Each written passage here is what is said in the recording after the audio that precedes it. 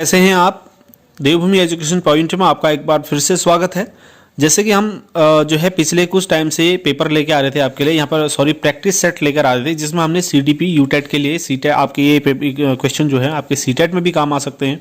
और अगर आप एलटी वगैरह का की प्रिपरेशन कर रहे हैं या फिर लेक्चरर का आपके आने वाले समय में एग्ज़ाम होने वाला है जो स्क्रीनिंग के लिए, उसमें 30 क्वेश्चन सीडीपी पूछे जाते हैं। तो हम यहाँ पर ये कहना चाहते हैं कि सीडीपी के प्रैक्टिस सेट हम यहाँ पर डिस्कस कर रहे हैं रोज, और पर्यावरण यूटेट को ध्यान में रखते हुए आने वाली परीक्षाओं के लिए यहाँ पर हम पर्यावरण से ईवीएस से भी क्वेश्चन डिस्कस कर रहे हैं। दोस्तों, जैसा कि आपको पता है, हम प्रत्येक क्वेश्चन पर डिस्कस करते हैं, बहुत जितना भी उसमें संभव क्वेश्चन बन सकते हैं इतना वहाँ पर हम डिस्कस करते हैं। और तो इसमें भी हम जो है ये जो प्रैक्टिस सेट है ये पर्यावरण का दूसरा प्रैक्टिस सेट है। इससे पहले एक प्रैक्टिस सेट हमने अपलोड किया हुआ है, ऊपर आई बटन में आप देख सकते हैं क्लिक करके, ये पहला वाला, और डिस्क्रिप्शन में भी इसके लिंक दे दूंगा मैं, वहाँ से भी आप देख सकते हैं। बाकी हमारी चैनल की प्लेलिस्ट में जाकर आप प्रीवियस पेपर्स और प्रैक्टिस सेट, मॉडल पेपर, जो भी आपको जिस सब्जेक्ट की चाहिए आप प्लेलिस्ट से देख सकते हैं। और सोशल साइट्स पे हमें फॉलो करने के लिए डिस्क्रिप्शन में देख लें दोस्तों, हमें ट्विटर पे, इंस्टाग्राम पे और फेसबुक पे ज्वाइन कर लें। चलिए उसके बाद करते हैं आज के पेपर की बात। दोस्तों, ये पेपर जो है पर्यावरण अध्ययन का प्रैक्टिस सेट है, इसमें भी हमने 30 क्वेश्चन जो है हम यहाँ पर डिस्कस करेंगे आज। इन 30 क्वेश्चन में हम कोशिश करेंगे कि ज़्यादा से ज़्यादा आंसर्स निकालने की कोशिश करें और ज़्यादा से ज़्यादा आंसर यहाँ पर हमसे बन पाए। जितने भी एक क्वेश्चन में संभव क्वेश्चंस बनते हैं उनका हम आंसर निकालने की कोशिश करेंगे। चलिए, तो आगे बढ़ने से पहले आप वीडियो को लाइक कर दो दोस्तों, और चैनल को सब्सक्राइब कर लो अगर नहीं किया आपने अभी तक भी। चलिए, तो इसका पहला क्वेश्चन है, निम्नलिखित में से कौन सी अंतर्राष्ट्रीय संस्था पूरे विश्व में पर्यावरण सुरक्षा की देखभाल करती है। देखिए, यहाँ पर अंतर्राष्ट्रीय संस्था है नंबर 1। दूसरा क्वेश्चन में पर्यावरण सुरक्षा की देखभाल करती है। दोस्तों, यहाँ पर 4 ऑप्शन दिए गए हैं, WWF, WHO, पेटा और UN। सबसे पहले इन 4 ऑप्शनों को समझ लेते हैं, उसके बाद आप खुद इसका आंसर बताएंगे। सबसे पहले WWF है दोस्तों। सबसे पहले तो यह है कि WWF का पूरा नाम क्या है। इसका नाम है world wide fund for nature. ठीक है, आप कहेंगे कि ये कैसे, तो दोस्तों इसका जो पुराना नाम था वो था वर्ल्ड वाइड फंड, खाली क्या था, वर्ल्ड वाइल्ड लाइफ फंड था इसका, यानी कि विश्व वन्यजीव कोष इसका पुराना नाम था। लेकिन इसको चेंज करके अब रख दिया गया इसका नाम world wide fund for nature. इसका गठन हुआ था 1961 को, और इसका मुख्यालय है स्विट्जरलैंड में। ठीक है, तो ये है। इसका कार्य की बात करेंगे तो इसका क्या कार्य है, इसका कार्य है पर्यावरण का संरक्षण करना, अनुसंधान और रखरखाव जो है इसका कार्य किसका, world wide fund for nature का। ये तो हो गई WWF की बात। दूसरा है WHO। जैसे कि आप जानते हैं WHO का नाम है वर्ल्ड हेल्थ ऑर्गेनाइजेशन, विश्व स्वास्थ्य संगठन। ठीक है, तो विश्व स्वास्थ्य संगठन का जो मुख्यालय है वो है जिनेवा में। ठीक है, जिनेवा भी स्विट्जरलैंड में है, तो जिनेवा में है वर्ल्ड हेल्थ ऑर्गेनाइजेशन, विश्व स्वास्थ्य संगठन। इसकी स्थापना हुई थी 7 अप्रैल 1948 को। ठीक है, 7 अप्रैल 1948 को इसकी स्थापना हुई थी। इसकी स्थापना का मुख्य उद्देश्य है दोस्तों, जो उसमें मुख्य उद्देश्य रखा गया था इसकी स्थापना का, वो था स्वास्थ्य के उच्चतम संभव स्तर के सभी लोगों के द्वारा को प्राप्त करना। यानी कि लोगों के रखरखाव, स्वास्थ्य से संबंधित जितनी भी समस्याएं हैं उस पर जो है अंतर्राष्ट्रीय स्तर पर जितने भी कार्य किए जाते हैं तो इसकी देखरेख में किए जाते हैं। उसके बाद तीसरा ऑप्शन हमारे पास पेटा है, PETA। ठीक है, people for the ethical treatment of animal, यानी कि पशु के साथ नैतिक व्यवहार के पक्ष में जो लोग हैं उसके बारे में इसमें बात होती है। दोस्तों, इसका पेटा का जो कार्य है वो पशु अधिकार संगठन से है। इसका मुख्यालय है USA, वर्जीनिया के नॉरफोल्क में, USA में है। मुख्य तौर पर देखा जाए तो उसके वर्जीनिया एक जगह है, शहर है, उसके नॉरफोल्क नामक स्थान पर जो है इसका मुख्यालय है। अब चौथा है यहाँ पर यूनाइटेड नेशन। ठीक है, यूनाइटेड नेशन के बारे में आप जानते हैं, यूनाइटेड नेशन को जो स्थापित किया गया था 24 अक्टूबर 1945 को किया गया था। ये वीडियो में कई बार जो है चर्चा कर चुका हूँ इस पर। इसका उद्देश्य जो था, किस उद्देश्य से इसकी क्या ज़रूरत पड़ी होगी, किस उद्देश्य से यूएन की स्थापना की गई होगी दोस्तों, इसके मुख्य उद्देश्यों में आते हैं युद्ध को रोकना, मानव अधिकारों की रक्षा करना, अंतर्राष्ट्रीय कानून प्रक्रिया और सामाजिक और आर्थिक विकास को उभारना है, जीवन स्तर को सुधारना है, बीमारियों की मुक्ति के लिए इलाज है, और बाकी बहुत सारे अंतर्राष्ट्रीय मुद्दों पर इस पर जो है बात होती है, कार्य किया जाता है। कई भी आपने देखा होगा, जैसे किसी देश में किसी के मानवाधिकारों का उल्लंघन हो रहा है या वहाँ की कोई ऐसा मुद्दा है किसी भी देश का, तो वो यूएन में रखा जाता है, वहाँ पर इस पर डिस्कस होती है। ठीक है, तो वर्तमान अध्यक्ष इसके महासचिव जो हैं वो कौन है और पहले महासचिव कौन है, ये मैं पहले बता चुका हूँ। आप कमेंट करके कमेंट में बताएं अगर आपको ये याद है तो। अब देखिए 4 के 4 ऑप्शन हमने यहाँ पर बता दिए दोस्तों। ठीक है, तो 4 के 4 ऑप्शन बता दिए, तो उसमें से आपको कौन सा आंसर लगता है। ठीक है, तो यहाँ पर अगर आप इसकी रिसर्च करेंगे तो यहाँ पर कुछ आंसर यूएन निकल के आ रहे हैं। ठीक है, कुछ आंसर यूएन निकल के आ रहे हैं और कुछ यहाँ पर WWF निकल के आ रहे हैं। तो इसी से जुड़ी हुई एक UNEP यूनेप है, जिसको यूनाइटेड नेशन एनवायरमेंटल प्रोग्राम कहते हैं दोस्तों। ये प्राथमिक अंतर्राष्ट्रीय पर्यावरण संस्था है। इसका उद्देश्य है, जिस उद्देश्य से यूनेप की स्थापना की गई, वो कुछ उद्देश्य रखे जाते हैं कोई भी कार्य करने से पहले। तो इसका उद्देश्य दोस्तों पर्यावरणीय परिस्थितियों के संदर्भ में समीक्षा करना और पर्यावरणीय सहयोग को बढ़ावा देना। ठीक है, ये यूनेप का कार्य, UNEP United Nation environmental programme. तो यहाँ पर अब आप बताइए कि इसका आंसर क्या होना चाहिए। हमारे अकॉर्डिंग इसका आंसर होना चाहिए WWF। ठीक है, तो ये होना चाहिए, और यहाँ पर कई जगह पे ये इसका आंसर UN भी है। ठीक है, UN भी आप देख सकते हैं क्या इसमें होता है। अगर पेटा देखें, ये पशु से रिलेटेड है, ये स्वास्थ्य संबंधी चीज़ों से रिलेटेड है, और तो यहाँ पर या तो यूनेप होता, ठीक है, या फिर WWF। चलिए अगला क्वेश्चन है, कीटनाशियों के अत्यधिक इस्तेमाल से क्या होगा। यहाँ पर 4 ऑप्शन है, 4 ऑप्शन पर ध्यान दीजिए। वायु प्रदूषण, ध्वनि प्रदूषण, जल प्रदूषण और इनमें से सभी। अब देखिए दोस्तों, वायु प्रदूषण कीटनाशकों के अत्यधिक इस्तेमाल से हो सकता है, कम मात्रा में होगा। जल प्रदूषण होता है, ठीक है। ध्वनि प्रदूषण नहीं हो पाएगा ना, लेकिन यहाँ पर आपका आंसर होना चाहिए, वायु प्रदूषण भी होता है, जल प्रदूषण, अब इनमें से सभी, लेकिन ध्वनि प्रदूषण नहीं होता, हम इनमें से सभी नहीं कर सकते हैं। ध्वनि प्रदूषण की जगह पर यहाँ पर अगर मृदा प्रदूषण आता तो वो सही हो सकता था, ठीक है। तो हम यहाँ पर कह सकते हैं इनमें से सभी आंसर सही है। तो दोस्तों यहाँ पर मृदा, ध्वनि की जगह आप मृदा प्रदूषण मान लीजिए, तो इसका आंसर होगा इनमें से सभी। ध्वनि प्रदूषण कीटनाशकों के प्रयोग से नहीं होगा। अगला है, लवण जो जल का अवशोषण करता है क्या कहलाता है, ठीक है। तो वो लवण जो जल का अवशोषण करते दोस्तों, उसको कहा जाता है हाइग्रोस्कोपिक लवण, ठीक है। ऑप्शन ए में आप देख पा रहे हैं, हाइग्रोस्कोपिक लवण, ठीक है। ऐसा पदार्थ है जो अपने चारों ओर के वातावरण से जल के मॉलिक्यूल्स को अपनी तरफ को अट्रैक्ट करता है, आकर्षित करता है, ठीक है। तो उसकी इस क्षमता को हम, उसकी इस जो क्षमता होती है उसको हम बोलते हैं हाइग्रोस्कोपी बोलते हैं, ठीक है। तो हाइग्रोस्कोपिक यानी कि हम हाइग्रोस्कोपी से समझ सकते हैं इसमें क्या हो रहा है, कोई पदार्थ के मॉलिक्यूल हैं वो अपने चारों तरफ के एटमॉस्फेयर से क्या करते हैं, वाटर के मॉलिक्यूल को एब्जॉर्ब कर लेते हैं, ठीक है। अब इनमें से इसके अगर एग्जाम्पल की बात करें, ये कौन से होते हैं हाइग्रोस्कोपिक पदार्थ या मटेरियल कौन से होते हैं, तो ये होते हैं जैसे शुगर है, हनी है, शहद है, ग्लिसरॉल है, एथेनॉल है, मेथेनॉल है और सल्फ्यूरिक एसिड है, आयोडीन हाइड्रोक्साइड है और नमक है। ये कुछ चीज़ें हैं जो हाइग्रोस्कोपिक पदार्थ माने जाते हैं, ठीक है। अब आप ये क्वेश्चन जो देख रहे हैं यहाँ पर, ये यूपी टेट में आए हुए क्वेश्चन हैं, यूपी टेट में, ठीक है। यूपी टेट 2011 में ये क्वेश्चन, इसमें से अधिकांश क्वेश्चन शायद हो कि 90% क्वेश्चन जो हैं वो यूपी टेट 2011 में आए हुए क्वेश्चन है पर्यावरण में, ठीक है। तो काफ़ी इंपॉर्टेंट क्वेश्चन हो जाते हैं। तो दोस्तों यहाँ पर प्रश्न कह रहा है कि पारिस्थितिक तंत्र एवं प्राकृतिक अधिवासों का संरक्षण तथा उनके प्राकृतिक वातावरणों में प्रजातियों के का जीवनक्षम जनसंख्या का रखरखाव एवं प्रतिप्राप्ति के लिए प्रयुक्त पद क्या है, स्वस्थानीय संरक्षण है, ठीक है। ऑप्शन बी यहाँ पर सही होगा। कई जगह पर आपको ये अपस्थानीय संरक्षण भी दिखेगा, आपको अगर सर्च करेंगे तो ये अपस्थानीय संरक्षण भी देखने को मिलेगा, लेकिन यहाँ पर सही उत्तर होना चाहिए स्वस्थानीय संरक्षण। अगला है, सामुद्रिक कच्छपों को जीवंत जीवाश्म कहा जाता है। सामुद्रिक कच्छप, ठीक है, कच्छप कच्छों से है, कच्छप को जीवंत जीवाश्म कहा जाता है क्योंकि वे 150 मिलियन वर्षों से भी अधिक समय से पृथ्वी में उपस्थित हैं। भारतीय उपमहाद्वीप के जल भागों में पाए जाने वाले 5 प्रजातियों के समुद्री कच्छपों में सबसे अधिक संख्या किसकी है? दोस्तों ये सबसे अधिक संख्या है ऑलिव रिडले की। ऑप्शन सी ऑलिव रिडले की है। दोस्तों ऑलिव रिडले क्या है? जैसे कि ऊपर लिखा है समुद्री कच्छपों में, तो ये हैं समुद्री कछुए हैं।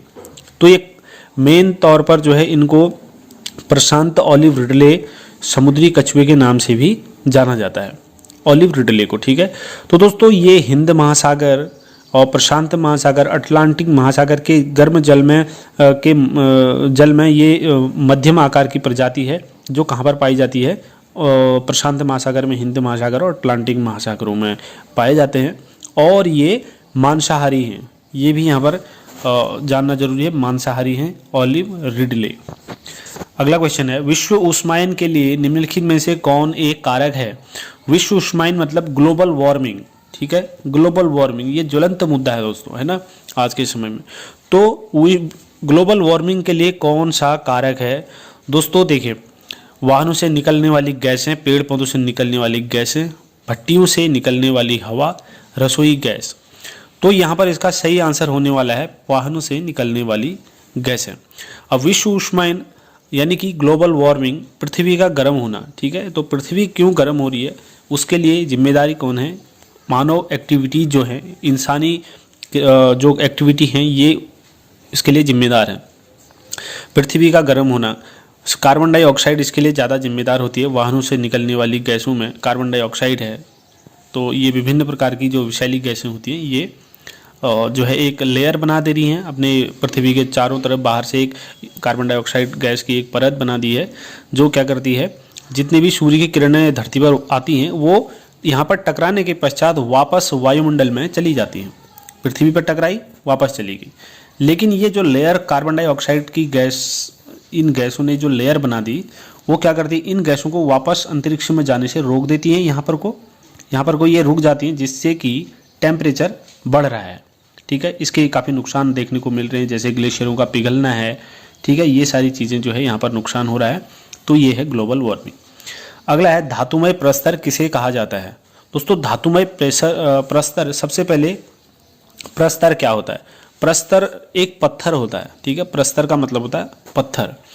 तो यहाँ पर इसका सही आंसर होने वाला है मेटालॉइड। ठीक है, अब जानते हैं मेटालॉइड किसे कहते हैं।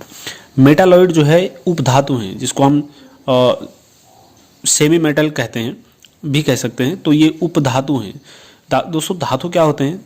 धातु और अधातु का मिश्रण, या फिर हम कह सकते हैं धातु और अधातु के गुणों को प्रदर्शित करते हैं, यानी कि इनमें धातु और अधातु दोनों के गुण मिलते हैं। ठीक है, तो ये होते हैं उपधातु। चलिए, उसके बाद अगला इनकी प्राप्ति, मेटालॉइड जो होते हैं इनकी प्राप्ति कहाँ से होती है प्रश्न उठता है। तो इसकी प्राप्ति हम जो है खनन से हो सकती है। अब ये किस तरीके से हमको प्राप्त होते हैं? ठीक है, और हमें इनसे, जैसे धातुमय है, धातु तो कहीं ना कहीं इसमें धातु प्रेजेंट होगा, तो हमें धातु कहाँ से प्राप्त होगा? इनका शोधन जब करेंगे तो उनसे क्या होता है, हमको धातु प्राप्त होगा। मेटालॉइड यहाँ पर सही आंसर है। अब बॉक्साइड है, बिटुमेन और अयस्क हैं। अयस्क क्या होते हैं? ये अशुद्ध रूप में प्राप्त होते हैं। इनको भी खोद के खनिजों के रूप में प्राप्त करते हैं। इनको बाद में भट्टी में गला करके इनसे शुद्ध तत्व प्राप्त कर लिए जाते हैं। बाकी का जो बेकार चीज़ होता है वो अलग कर लिया जाता है इससे। ठीक है, उसके बाद बॉक्साइड जो है ये किसका अयस्क है? एल्यूमिनियम का अयस्क है बॉक्साइड। अगला है पेड़ पौधे प्रदूषण को घटाते हैं क्योंकि वे अवशोषण करते हैं। पेड़ पौधे आप जानते हैं, पेड़ पौधों को लगाना, आप जगह पर देखा होगा कहीं पर भी पेड़ पौधे क्या करते हैं, कार्बन डाइऑक्साइड गैस को लेते हैं और ऑक्सीजन को मुक्त करते हैं। ठीक है, तो यहाँ पर अवशोषण पूछा है उसने, तो यानी कि कार्बन डाइऑक्साइड को लेते हैं और ऑक्सीजन को छोड़ते हैं। तो अवशोषण क्या हो रही है यहाँ पर? Carbon dioxide gas. चलिए अगला क्वेश्चन है 129 है, भूकंप मापा जाता है। तो भूकंप किस में मापा जाता है? रिएक्टर पैमाने में। ऑप्शन डी है यहाँ पर, रिएक्टर पैमाने में भूकंप मापा जाता है, रिएक्टर स्केल में। दोस्तों यहाँ पर रिएक्टर पैमाने तो ठीक है, उसके बाद आगे ऑप्शन में देख रहे हैं आप बोफोर्ट पैमाने में क्या होता है। तो बोफोर्ट पैमाना होता क्या है? बोफोर्ट पैमाना जो है पवन वेग, समुद्र और स्थल, ठीक है, इन तीनों की बीच की दशाओं का संबंध दर्शाता है। ठीक है, उसको संबंध को बताया जाता है, इस पैमाने के द्वारा दर्शाया जाता है। ठीक है। किसका? पवन वेग, समुद्र और जमीन यानी कि स्थल की दशाओं के बीच के संबंध को इसमें बताया जाता है। दोस्तों यह एक मापक्रम है। 1805 में फ्रांसिस बोफोर्ट के द्वारा इसको सुझाया गया था। इसी आधार पर इसका नाम बोफोर्ट पैमाना रखा गया। ठीक है। बाकी डेसिबल आप जानते हो, डेसिबल में ध्वनि की तीव्रता को मापा जाता है। और न्यूटन क्या है? बल की यूनिट है। ठीक है, फोर्स की यूनिट है न्यूटन, बल की इकाई है न्यूटन। चलिए अगला क्वेश्चन है, महासागरों में जल स्तर वृद्धि का कारण है। महासागर हैं, महासागरों में जल का स्तर जो बढ़ रहा है वो क्यों हो रहा है? इससे थोड़ी देर पहले हमने चर्चा की, ध्रुवीय प्रदेश में बर्फ का पिघलना। ठीक है, तो बर्फ का पिघलना जो है ये महासागरों में जल की वृद्धि का कारण है। हमने जैसे कि अभी बताया कि ग्लोबल वार्मिंग जो हो रहा है, ग्लोबल वार्मिंग की वजह से पृथ्वी गर्म हो रही है और इस गर्मी की वजह से ग्लेशियर पिघल रहे हैं। ठीक है, तो इससे क्या हो रहा है? समुद्र का स्तर बढ़ रहा है। चलिए अगला क्वेश्चन है, वातावरण में अत्यधिक हानिकारक सल्फर मिश्रित गैस है। तो दोस्तों सल्फर मिश्रित गैस है सल्फर डाइऑक्साइड यानी कि SO2। ठीक है, तो दोस्तों ये SO2 जो है सल्फर डाइऑक्साइड इसको बोला जाता है। इसमें एक सल्फर और 2 ऑक्सीजन के मॉलिक्यूल होते हैं, इसको इसलिए सल्फर डाइऑक्साइड कहते हैं क्योंकि इसमें ऑक्साइड 2 हैं, ऑक्सीजन 2 मॉलिक्यूल ऑक्सीजन के हैं। अब सल्फर डाइऑक्साइड जो है ये एक विषैली गैस है, बहुत ज़्यादा विषैली गैस है दोस्तों सल्फर डाइऑक्साइड। ठीक है, ये बहुत तेज़ गंध होती है, इसमें तीव्र गंध युक्त हम इसको कह सकते हैं, और कलरलेस होती है, इसमें कलर नहीं होता है। ठीक है, तो इसको जो ये गैस निकलती है कहाँ से निकलती है? जैसे औद्योगिक क्रियाएं होती है, फैक्ट्री होती हैं, बड़ी बड़ी उद्योग होते हैं, उनसे निकलती है गैस, उनकी चिमनियों से ये गैस निकलती है सल्फर डाइऑक्साइड। ठीक है, और दूसरा ये जो है ज्वालामुखी से भी निकलती है। ज्वालामुखी जब फटते हैं तो उस समय भी ज्वालामुखी से ये सल्फर डाइऑक्साइड गैस निकलती है जो अत्यधिक विषैली होती है और हानिकारक होती है। दोस्तों यहाँ पर H2S ऑप्शन बी में दिया है, तो इसको हाइड्रोजन सल्फाइड कहते हैं, H2S को। ठीक है, हाइड्रोजन सल्फाइड इसका नाम है। तो ये भी एक अकार्बनिक यौगिक है। ठीक है, कलरलेस है। जब हाइड्रोजन सल्फाइड में अगर इसकी स्मेल की बात करेंगे दोस्तों, इसकी एक रॉटन एग की तरह इसकी स्मेल आती है, यानी कि सड़े हुए अंडे की जैसी इसमें एक दुर्गंध होती है। ठीक है, किसमें? हाइड्रोजन सल्फाइड में। और वायु में ये नीली ज्वाला के साथ जलती है। ठीक है, नीली ज्वाला के साथ वायु में जलती है, वायु के साथ यानी कि ऑक्सीजन के साथ, और जल में ये घुलनशील होती है, सॉल्युबल इन वाटर। अगला इसमें दिया है SF6। ठीक है, SF6 sulphur hexa fluoride. Hexa यानी कि हेक्सा, पेंटा 5 को कहते हैं, टेट्रा 4 हो गया, हेक्सा 6। अब इसमें तो सल्फर हेक्सा फ्लोराइड हमने कहा, फ्लोरीन कितने हैं? 6 हैं, सल्फर 1 है। तो दोस्तों ये भी एक कलरलेस गैस है। ठीक है, sulphur hexa fluoride colourless gas है। ये जो है पानी में घुलनशील है, लेकिन आंशिक रूप से घुलनशील है, स्लाइटली सॉल्युबल इन वाटर हम कह सकते हैं इसको। और इथेनॉल में ये बहुत अच्छे तरीके से घुल जाती है, वेरी सॉल्युबल इन इथेनॉल। और इसको हम कह सकते हैं हेक्सेन और बेंजीन, इनमें ये आसानी से घुल जाती है।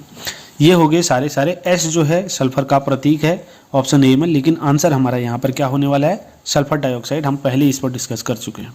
ये हो गए हमारे 4 के 4 ऑप्शन। अगला है, वायु प्रदूषण को कम किया जा सकता है। तो वायु प्रदूषण को कम करने के लिए दोस्तों, जैसे कि आप पता है, वो हवा का शुद्ध करना होगा। तो हवा को शुद्ध करने का हमारे पास एक ही जरिया होता है, वृक्ष। ठीक है, पेड़ों के द्वारा, क्योंकि पेड़ जितनी भी पर्यावरण वातावरण में कार्बन डाइऑक्साइड होगी उसको कंज्यूम कर लेंगे, एब्जॉर्ब कर लेंगे, उसको चेंज कर देंगे किस में? ऑक्सीजन में, और ऑक्सीजन रिलीज करेंगे। तो यहाँ पर हमको वृक्षों की जरूरत होगी वायु प्रदूषण को कम करने के लिए। काफ़ी ईजी क्वेश्चन है। अगला क्वेश्चन है, विश्व पर्यावरण दिवस मनाया जाता है। तो विश्व पर्यावरण दिवस मनाया जाता है, सबसे पहले हम बात करेंगे 5 जून को। 5 जून को विश्व पर्यावरण दिवस मनाया जाता है। 5 नवंबर को भी कुछ मनाया जाता है दोस्तों, यहाँ पर इनको भी जान लेते हैं। 5 नवंबर को क्या मनाया जाता है? 5 नवंबर को विश्व सुनामी जागरूकता दिवस मनाया जाता है। नंबर 1 विश्व सुनामी जागरूकता दिवस। देखिए पर्यावरण से रिलेटेड है इसलिए हम डिस्कस कर रहे हैं। ठीक है, और इसमें दूसरा 5 नवंबर को एक राष्ट्रीय आयुर्वेदिक दिवस भी मनाया जाता है। राष्ट्रीय आयुर्वेद दिवस भी मनाया जाता है 5 नवंबर को। ठीक है, अब नवंबर के महीने में 1 नवंबर को मनाया जाता है विश्व शाकाहारी दिवस। विश्व शाकाहारी दिवस। ठीक है, 1 नवंबर को। चलिए उसके बाद हम आगे बढ़ते हैं। 5 जनवरी है। 5 जनवरी को क्या मनाया जाता है? 5 जनवरी को ऐसा कुछ खास नहीं मनाया जाता, लेकिन 5 जनवरी से एक दिन पहले हम 4 जनवरी में आ जाएं तो उस दिन ब्रेल दिवस मनाया जाता है। ठीक है, लुई ब्रेल दिवस। ब्रेल लिपि होती है, जो दृष्टि बाधित जो लोग होते हैं उनके लिए ब्रेल लिपि का आविष्कार किया था लुई ब्रेल ने, तो उसको हम 4 जनवरी को मनाते हैं ब्रेल दिवस के रूप में। ठीक है, 4 जनवरी ब्रेल दिवस होता है। उसके बाद अगला हमारे पास ये 2-3 हो चुके, लास्ट रह जाता है 5 सितंबर। तो 5 सितंबर को हम शिक्षक दिवस के रूप में मनाते हैं। ठीक है, शिक्षक दिवस के रूप में इसको क्यों मनाते हैं, कौन थे ऐसे महापुरुष जिनके जन्म दिवस के अवसर पर हम इसको शिक्षक दिवस के रूप में मनाते हैं, आप कमेंट करके बता दीजिए। चलिए आगे बढ़ते हैं। सूर्य की हानिकारक किरणों से पृथ्वी को कौन सा स्तर सुरक्षित रखता है? दोस्तों, सूर्य से जो किरणें आती हैं धरती पर, आप जानते हैं उनमें पैराबैंगनी किरणें भी होती है, लेकिन वो पृथ्वी तक नहीं पहुंचती हैं। ऊपर पृथ्वी के वायुमंडल से ऊपर एक ऐसी परत होती है, एक ऐसी गैस होती है, उस गैस की लेयर होती है। वो लेयर क्या करती है, सूर्य से आने वाली उन पैराबैंगनी किरणों को यहीं पर रोक देती है। यानी कि हम कह सकते हैं इस लेयर को पृथ्वी का छाता बोल सकते हैं। ठीक है, ये छाता क्या करता है, सूर्य से आने वाली पैराबैंगनी जो किरणें होती है इनको रोक देता है। दोस्तों, ये होती है ओजोन की लेयर। ठीक है, तो यानी कि ऑप्शन बी में आप देख पा रहे होंगे, ये ओजोन लेयर है। ठीक है, ओजोन परत है। ओजोन परत क्या काम करती है, पृथ्वी पर आने वाली जो किरणें हैं उनको रोक देती है ओजोन लेयर। ठीक है, तो ओजोन परत यहाँ पर हमारा सही आंसर होगा। दोस्तों, उसके बाद यहाँ पर आयन मंडल दिया है, क्षोभ मंडल दिया है। ठीक है, और इन पर भी थोड़ा सा डिस्कस कर लेते हैं क्योंकि पर्यावरण से संबंधित है। हो सकता है इस बार ओजोन परत ना आए, क्षोभ मंडल या आयन मंडल से कुछ आ जाए। दोस्तों, जैसे कि आप जानते हैं जो हमारा पूरा ब्रह्मांड है, एटमॉस्फेयर है, इसको हमने 4-5 भागों में डिवाइड किया जाता है। हमने नहीं, डिवाइड किया जाता है। जैसे इसमें सबसे जो निचली मंडल है उसको क्षोभ मंडल है, उसके बाद समताप मंडल आता है, मध्य मंडल आता है, आयन मंडल, और फिर लास्ट में बाह्य मंडल या बहिर्मंडल जिसको एक्सोस्फेयर कहते हैं। ठीक है, तो दोस्तों सबसे जो निचली परत होती है, ठीक है, पृथ्वी की जो सबसे निचली परत है, इसको बोला जाता है क्षोभ मंडल। ठीक है, क्षोभ मंडल कहा जाता है। इसकी जो हाइट होती है वो ध्रुवों पर होती है 8 किलोमीटर। ठीक है, और विषुवत रेखा पर ध्रुवों पर 8 किलोमीटर होती है, और विषुवत रेखा पर इसकी जो हाइट होती है 18 किलोमीटर तक लगभग होती है। ठीक है, अब जितनी भी वायुमंडलीय घटनाएं होती हैं, ठीक है, सभी मुख्य वायुमंडलीय जो घटनाएं होती हैं वो इसी परत में होती हैं। ठीक है, यानी कि क्षोभ मंडल में होती है, इसलिए इसको संवहन मंडल भी कहा जाता है। ठीक है, और इसमें कार्बन डाइऑक्साइड की भी अधिकता होती है। ठीक है, कार्बन डाइऑक्साइड गैस क्या करती है, गर्म करने का काम करती है। अगर पृथ्वी पर, कल्पना कीजिए, अगर पृथ्वी पर कार्बन डाइऑक्साइड गैस नहीं पाई जाती तो यहाँ पर जो है मतलब पृथ्वी ठंडी हो जाती है ना, प्रत्येक चीज़ जम जाती, तो यहाँ पर हम कह सकते हैं कार्बन डाइऑक्साइड गैस ही गर्मी पैदा करती है। तो क्षोभ मंडल में सबसे ज़्यादा कार्बन डाइऑक्साइड गैस पाई जाती है, इसको इसी वजह से अधोमंडल कहा जाता है। ठीक है, तो ये हाँ, एक चीज़ यहाँ पर जो क्षोभ मंडल है, यहाँ पर तापमान की गिरावट होती है जितना जितना हम ऊपर को चढ़ते जाते हैं। देखिए, अगर पृथ्वी की सतह से 165 किलोमीटर ऊपर चले जाएंगे तो 1 डिग्री सेंटीग्रेड का यहाँ पर तापमान कम हो जाएगा, 165 किलोमीटर ऊपर क्षोभ मंडल में। ठीक है, और 1 किलोमीटर ऊपर चले जाएंगे तो इसमें लगभग 6.5 डिग्री सेंटीग्रेड का तापमान गिर जाएगा। ठीक है, लगभग 6.5 डिग्री सेंटीग्रेड का तापमान गिर जाएगा। चलिए, उसके बाद बात करते हैं अगला समताप मंडल। इसके बाद जो दूसरा मंडल आता है, दूसरी लेयर आती है, वो होती है समताप मंडल। सबसे पहले क्षोभ मंडल था, उसके बाद समताप मंडल था। यहाँ से यहाँ तक की जो लेयर होगी ये होगी समताप मंडल की, जिसको हम स्ट्रेटोस्फेयर कहते हैं। दोस्तों, इसकी जो हाइट होती है वो 18 किलोमीटर से 32 किलोमीटर, निचली लेयर 18 किलोमीटर से शुरू होगी, ऊपरी लेयर 32 किलोमीटर तक की ऊंचाई तक होगा। दोस्तों, इसमें जो समताप, इसका नाम ही समताप है, तो इसका ताप जो होता है, इसका टेम्परेचर होता है एक समान रहता है लगभग। ठीक है, इसकी मोटाई की अगर बात करें हम, ध्रुवों पर इसकी मोटाई अधिक होती है। ठीक है, और कभी कभी ऐसी स्थिति भी आ जाती है कि विषुवत रेखा पर इसका बिल्कुल ही गायब हो जाती है, यानी कि लोप हो जाता है। ठीक है, तो इस लेयर में जो है एरोप्लेन वगैरह के लिए ये लेयर आदर्श मानी जाती है, आइडियल मानी जाती है। कौन सी? समताप मंडल, स्ट्रेटोस्फेयर वाली। तो ये एरोप्लेन वगैरह के लिए क्वेश्चन देखने को आपको मिलेगा कि एरोप्लेन के लिए सबसे आदर्श जो मंडल है या लेयर है कौन सी है, तो ये है समताप मंडल। दोस्तों देखिए, अगर यहाँ पर समान मौसम संबंधी घटनाएं नहीं होंगी, तापमान समान रहेगा, ठीक है, तो यहाँ पर इसीलिए हम कह सकते हैं कि एरोप्लेन के लिए ये आइडियल होगा, तो स्ट्रेटोस्फेयर यानी कि समताप मंडल, ठीक है। अब इस मंडल में क्या होता है, कभी कभी विशेष प्रकार के बादलों का निर्माण भी हो जाता है, जिसको हम क्या कहते हैं, मुलाब मेघ कहते हैं। इंग्लिश में इसको बोलते हैं मदर ऑफ पर्ल क्लाउड। ये मदर ऑफ पर्ल क्लाउड का निर्माण कहाँ पर होता है, या मुलाब मेघों का निर्माण कहाँ पर होता है, कभी कभी आया जाए तो वो कहाँ पर होता है, समताप मंडल में होता है। ये विशेष प्रकार के मेघ होते हैं, ठीक है। चलिए अगला क्वेश्चन है, अगली जो लेयर होगी उसके बाद की जो लेयर बनेगी वो होगी मध्य मंडल, जिसको हम मेसोस्फीयर कहते हैं। जिस ओजोन की हम बात कर रहे थे, ये ओजोन मंडल भी इसको बोला जाता है। जो ओजोन परत भी किस मंडल में पाई जाती है, इसी मंडल में पाई जाती है, थर्ड वाली लेयर में, जिसको हम मध्य मंडल कहते हैं, मेसोस्फीयर। तो यहाँ तक 32 किलोमीटर था। 32 किलोमीटर के बाद आगे 32 से 60 तक जो है इस लेयर को माना जाता है, 32 से 60 तक। तो ये होगा समताप मंडल के बारे में, मेसोस्फीयर ओजोन मंडल में। दोस्तों ओजोन मंडल को हम पृथ्वी का सुरक्षा कवच भी कहते हैं, यानी कि मध्य मंडल को, ठीक है। तो मध्य मंडल को हमने 3 मंडल बनाए थे, तो ये मध्य मंडल जो था इसको हम ओजोन लेयर भी कहते हैं, ओजोन मंडल भी कहते हैं। ये पृथ्वी का सुरक्षा कवच है एक तरह से। तो दोस्तों इसका जो टेम्परेचर है वो जितना जितना ऊपर चढ़ेंगे उतना कम होगा। प्रति 1 किलोमीटर में 5 डिग्री सेंटीग्रेड इसमें कम हो जाता है, ठीक है। ये 32 से 60 किलोमीटर तक की रेंज में होता है। यहाँ पर तक 32 था, 32 से 60 तक ये होगी। अब 60 से ऊपर को जो है आयन मंडल होता है, अगले मंडल जो होगा वो आयन मंडल होगा, ठीक है। तो आयन मंडल 60 से 640 किलोमीटर तक के एरिया को कहते हैं आयन मंडल।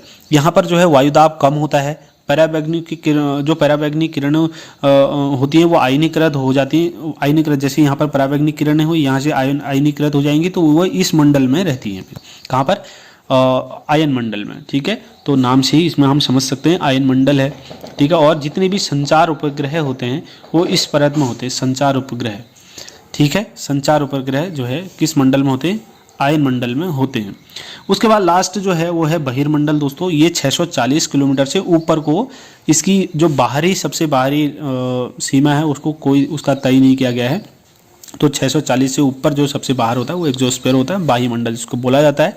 इसमें जो है जितनी भी हल्की गैसें होती हैं वो सारी होती हैं, ठीक है। जैसे हाइड्रोजन है, हीलियम है, ये बाह्य मंडल में होती हैं। और यहाँ की वायु जो होती है काफ़ी विरल होती है। और यहाँ पर उपग्रहों को भी सेट किया जाता है। कुछ उपग्रह जैसे देखिए कई बार क्वेश्चन में आ सकता है कि उपग्रह वगैरह कहाँ पर सेट होते हैं, तो वो बाह्य मंडल में होते हैं। लेकिन अगर ये उसमें नहीं होगा तो वहाँ पर हम कर सकते हैं उसके बाद आयन मंडल में, ठीक है। चलिए अगला है, अब अगला क्वेश्चन देखते हैं। क्वेश्चन नंबर 135 है, किसी जगह के फ्लोरा तथा फौना सूचित करता है। तो फ्लोरा और फौना क्या सूचित करता है, पेड़ पौधों और जंतु को, ठीक है। दोस्तों फ्लोरा क्या होता है, किसी क्षेत्र विशेष या काल विशेष में पाई जाने वाली वनस्पति को सम्मिलित रूप से हम फ्लोरा कहते हैं, ठीक है। और हिंदी में फ्लोरा को बोलते वनस्पति जात, ठीक है, वनस्पति। अब जो है इसी तरीके से अगर किसी स्थान विशेष में या फिर किसी भी काल विशेष में कोई पर्टिकुलर क्षेत्र है, वहाँ पर जितनी भी वनस्पतियाँ होती हैं उसको सम्मिलित रूप से हम क्या कहते हैं, फ्लोरा कहते हैं, जिसको हिंदी में वनस्पति जात बोला जाता है। तो सेम इसी तरह से किसी काल विशेष में, किसी क्षेत्र विशेष में सभी पशु पक्षियों को भी लेंगे उसमें, ठीक है ना। पशु पक्षियों को और जंतुओं को सम्मिलित करके हम जो है उसको हम क्या कहते हैं, फौना कहते हैं, प्राणी जात जिसको हिंदी में बोला जाता है, प्राणी जात, ठीक है। चलिए तो ये होगी फ्लोरा और फौना। अगला क्वेश्चन है, पारिस्थितिकी तंत्र का उदाहरण है। ये क्वेश्चन जो है रिपीट हुआ है। पारिस्थितिकी तंत्र का उदाहरण तालाब है। तालाब में आपको पारिस्थितिकी तंत्र पूरा देखने को मिलेगा। अगला है, क्योंकि तालाब में आपको कुछ प्लांट्स भी होंगे, छोटे जीव, बड़े जीव, मछलियाँ, बहुत सारी चीज़ें, शैवाल, ये सारी चीज़ें यहाँ पर देखने को मिलेगी। पूरा पारिस्थितिकी तंत्र तालाब होता है। अगला है, कौन जीवी कारक नहीं है, ठीक है। जीवी या जैविक कारक कह सकते हो इसको। तो जैविक कारक जो है, प्रस्तर हमने कहा था, प्रस्तर पत्थर होता है। तो इसमें जैविक कारक में दोस्तों ये निर्जीव चीज़ें नहीं आती हैं, ठीक है, कभी भी हो। लिविंग ऑर्गेनिज्म आते हैं किसमें, जैविक कारक में। तो इसका मतलब नहीं है पूछा है, तो प्रस्तर डी यहाँ पर नहीं होगा, बाकी सब सही है। अगला है, अधिकतर पेड़ पौधे पाए जाते हैं। तो अधिकतर पेड़ पौधे जो है कहाँ पर पाए जाएंगे, स्थल मंडल में जाहिर सी बात है भाई, स्थल मंडल में पाए जाएंगे, जमीन पर तो अधिक से पेड़ पौधे पाए जाएंगे। उसके बाद जल मंडल में भी प्लांट्स पाए जाते हैं, लेकिन सर्वाधिक जो है स्थल मंडल में पाए जाएंगे। अगला है 139, अन्य मृत जंतु पर जीवन निर्वाह करने वाली प्राणी को क्या कहते हैं। सबसे पहले दोस्तों यहाँ पर ऑप्शनों को समझ लीजिए आप। देखिए जो पैरासाइट होते हैं, पैरासाइटों को परजीवी बोला जाता है। परजीवी हिंदी में है परजीवी, ये दूसरे जीवों पर अपने भोजन के लिए दूसरे ऊपर निर्भर रहते हैं, यानी कि उनके अंदर अपना जीवन यापन करते हैं। ठीक है, ये परजीवी हो गए पैरासाइट। उसके बाद दूसरे इसमें डिकम्पोजर दिया है, डिकम्पोजर को हम अपघटक बोलते हैं। जैसे डिकम्पोजर अपघटक में जैसे इसमें फंगी, बैक्टीरिया या विभिन्न प्रकार के जितने भी वॉर्म्स हैं, केंचुए वगैरह, ये सब ये डिकम्पोजर में आते हैं।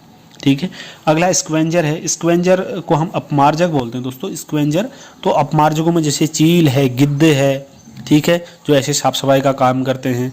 ठीक है, जैसे कोई वह है फ्लाई है, तो ये सारी चीज़ें जो है स्क्वेंजर में आते हैं। और ओमनीवरस तो आप पता ही है, मांसाहारी जीव जो होते हैं ओमनीवरस होते हैं। तो यहाँ पर हमको सही आंसर अगर चूज करना है तो अन्य मृत जंतुओं पर निर्भर रहते हैं, तो मरे हुए पर निर्भर स्क्वेंजर रहते हैं दोस्तों। ठीक है, स्क्वेंजर। अगला क्वेश्चन है सीएनजी संक्षिप्त रूप है, तो सीएनजी किसका संक्षिप्त रूप है। Compressed natural gas. सीएनजी का मतलब होता है कंप्रेस्ड नेचुरल गैस दोस्तों।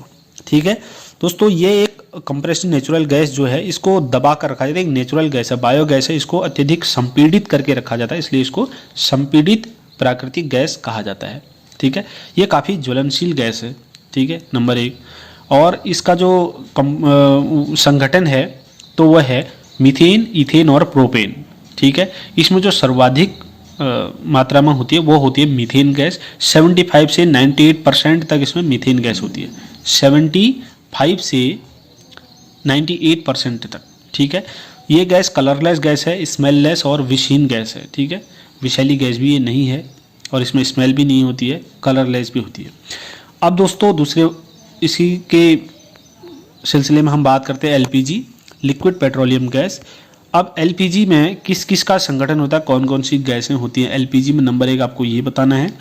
दूसरा ये बताना है कि एलपीजी में देखिए एक स्मेल आती है, उसमें अपनी कोई स्मेल नहीं होती है, स्मेल के लिए उसमें एक गैस मिलाई जाती है, तो वो गैस कौन सी होती है, आपको कमेंट करके बताना है।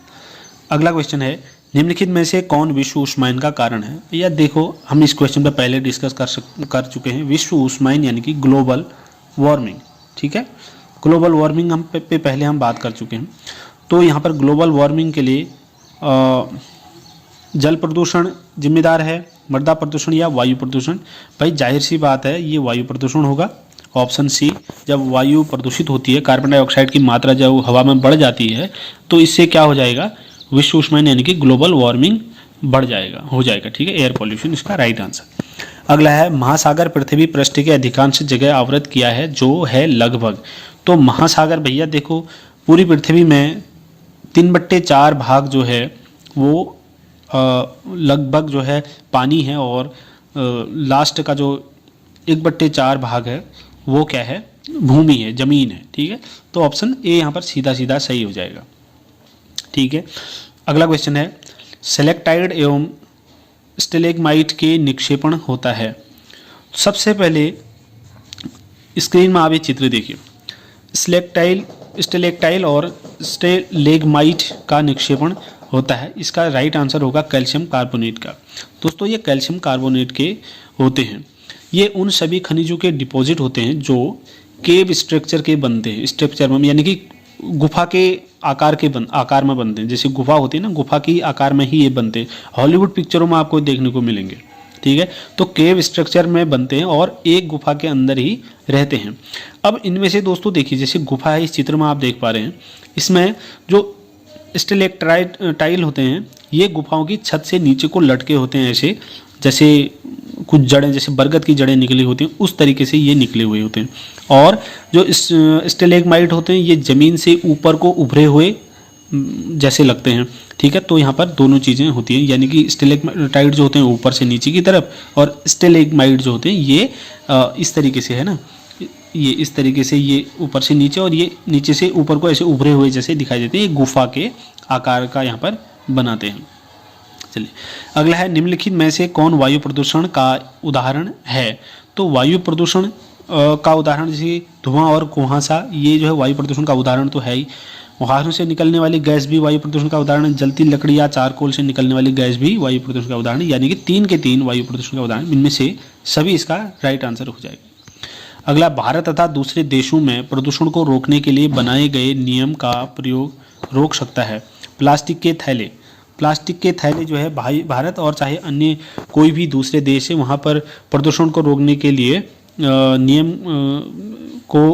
क्या नियम बनाया गया? प्लास्टिक के थैलों पर बैन लगाया गया। ऑप्शन बी सीधा सीधा सही हो जाएगा यहाँ पर। अगला है, हवा में उपस्थित ऑक्सीजन का प्रतिशत है। तो हवा में लगभग 21% ऑक्सीजन होती है, आपको पता ही है। 78% नाइट्रोजन, 21% ऑक्सीजन। चलिए अगला है, परम तापक्रम कौन सा कौन सा है? ऑप्शन सी यहाँ पर सही होगा, केल्विन। ठीक है, परम तापक्रम पैमाना कौन सा होता है? केल्विन होता है परम तापक्रम पैमाना। अगला, प्रकाश संश्लेषण संपादित होता है। तो प्रकाश संश्लेषण आपको पता है, ये ग्रीन प्लांट्स जो होते हैं प्रकाश संश्लेषण की क्रिया करते हैं, जिसमें सूर्य के प्रकाश की उपस्थिति में क्लोरोफिल की सहायता से पौधे क्या करते हैं? इस क्रिया को करते हैं फोटोसिंथेसिस की, जिसमें पौधे भोजन का निर्माण करते हैं। ठीक है, भोजन का निर्माण पत्तियों के द्वारा होता है। यानी कि प्रकाश संश्लेषण की जो क्रिया होती है, फोटोसिंथेसिस की जो प्रोसेस होती है, वो ग्रीन प्लांट्स में होती है, पत्तियों में। ठीक है, पत्तियों में ग्रीन प्लांट में होती है, वहाँ पर भोजन तैयार किया जाता है। फिर फ्लोएम के द्वारा उस भोजन को पौधे के विभिन्न भागों तक पहुँचाया जाता है। ठीक है, फ्लोएम के द्वारा। और जाइलम के द्वारा इसमें 2 चीज़ें होती है, संवहन का जो कार्य करती हैं, कंडक्शन का जो कार्य करते हैं, उसमें एक संवहन होता है, दूसरा फ्लोएम होता है। जो फ्लोएम होता है वो भोजन को जब पत्तियों में भोजन को तैयार किया गया, तो उस भोजन को पौधे के विभिन्न भागों तक पहुंचाने का कार्य करता है फ्लोएम। और जो जाइलम होता है, नाम ही जाइलम है, यानी कि जड़ से रिलेटेड है, तो जड़ से पानी को जड़ पानी को एब्जॉर्ब करती है, यहाँ से उस पानी को पौधे के ऊपर पत्तियों तक, यानी कि जहाँ भोजन बन रहा है वहाँ तक, पत्तियों तक वो ऊपर को ले जाता है। जो जाइलम होता है वो केवल एक दिशा में कार्य करता है, कंडक्शन केवल एक दिशा में करेगा, जैसे जड़ से ऊपर को ले जाएगा। लेकिन फ्लोएम जो है ऊपर को और नीचे को दोनों दिशाओं में कंडक्शन करता है। चलिए, ये इंपॉर्टेंट चीज़ यहाँ से हो गई। उसके बाद अगला है, ध्वनि या ध्वनि प्रदूषण मापा जाता है। हमने इस क्वेश्चन पर थोड़ी देर पहले डिस्कस किया था। ध्वनि को या ध्वनि प्रदूषण को हम किस में नापते हैं? आप कमेंट सेक्शन में कमेंट करके हमें बताएंगे। ठीक है, ध्वनि या ध्वनि प्रदूषण को किस में नापेंगे हम? आप कमेंट करके इसको बताएंगे। चलिए अगला क्वेश्चन है, निम्नलिखित में से कौन पर्यावरण के लिए हानिकारक है? तो आपको पता ही है, काफ़ी इजी है, ये प्लास्टिक जो है हानिकारक है। प्लास्टिक जो है कभी भी ख़त्म नहीं होता है। ठीक है ना, सड़ता या गलता नहीं है। कागज़ कुछ टाइम बाद मिट्टी में मिल जाएगा, मिट्टी बन जाएगा, गल जाएगा, सड़ जाएगा। ठीक है, और कपड़ा भी कुछ टाइम बाद वो हो जाएगा। तो सबसे जो हानिकारक है वो है प्लास्टिक। ठीक है, धातु भी अगर कोई है तो वो भी अत्यधिक समय तक रहेगी, तो उसमें जंग लग जाएगा, धीरे धीरे उसका संचारण हो जाएगा और धीरे धीरे वो चीज़ खत्म हो जाएगी। लेकिन प्लास्टिक कभी खत्म नहीं होता है। तो दोस्तों, ये 30 क्वेश्चन हमने डिस्कस किए और कोशिश ये की कि जितना जिस पर डिस्कशन हो सकता था, जितना ज़्यादा, जितने अच्छे से हम उसको समझ पाते थे, समझने का हमने यहाँ पर प्रयास किया। अगर वीडियो आपको अच्छा लगा तो प्लीज़ वीडियो को लाइक तो ज़रूर कर दें, और चैनल को अगर आपने अभी तक भी सब्सक्राइब नहीं किया तो प्लीज़ चैनल को सब्सक्राइब कर लीजिए, नोटिफिकेशन बेल आइकन दबाने के साथ साथ। मिलते हैं अगले वीडियो में। इस वीडियो में इतना ही है। हमारे साथ बने रहने के लिए आप सभी का धन्यवाद।